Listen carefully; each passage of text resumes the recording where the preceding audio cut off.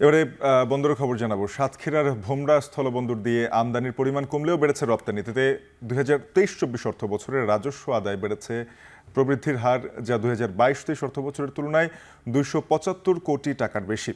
আমদানি রপ্তানির আরও খবর জানাতে সাতক্ষীরার ভোমরা স্থলবন্দর থেকে যুক্ত হচ্ছেন সহকর্মী আহসান রাজীব।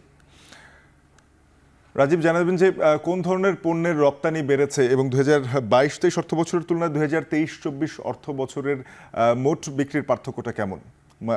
মোট আমদানি রপ্তানির পার্থক্যটা জানাবেন। বিক্রি সাতক্ষীরা ভোমরা স্থলবন্দর দিয়ে ভারতে মূলত কয়েকটি পণ্য রপ্তানি হতো আগে, সেটির তুলনায় কিন্তু এখন রপ্তানি বেড়েছে।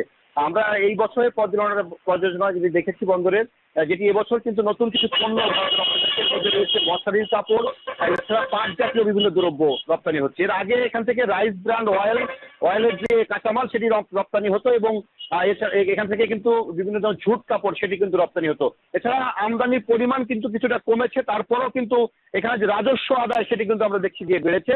এখানকার ব্যবসায়ীদের যে তথ্য, তারা যেটি বলছেন যে এবছর অর্থনৈতিক সংকট এবং ডলার সংকটের কারণে যে আমদানি কার্যক্রম সেটি শুরুর দিকে কিছুটা ব্যাহত হয়েছিল। এছাড়া এই বন্দর দিয়ে মূলত পেঁয়াজ, সবচেয়ে বেশি পরিমাণে পেঁয়াজ সহ কাঁচা মাল আসে, সেটি কিন্তু অনেকাংশে কমে গেছে। অর্থাৎ বছরে একটা সময় কিন্তু পেঁয়াজ রপ্তানি বন্ধ রেখেছিল ভারত। একই সাথে যে সমস্ত কাঁচা ফল আমদানি হতো সেটিও কিন্তু এখন এই বন্দরে বন্ধ, যে কারণে আমদানির পরিমাণ কমলেও রাজস্ব বিভাগ যেটি বলছে যে রাজস্বের পরিমাণটা কিন্তু এখানে বেড়েছে।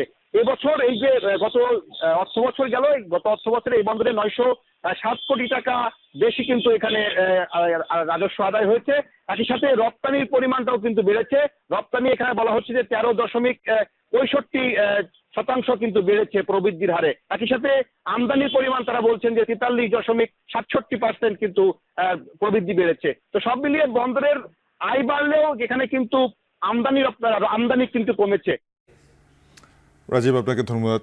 সহকর্মী আহসান রাজীব যুক্ত হয়েছিলেন সাতক্ষীরা থেকে, জানাচ্ছিলেন ভোমরা স্থলবন্দরে পণ্য আমদানি রপ্তানির খবর।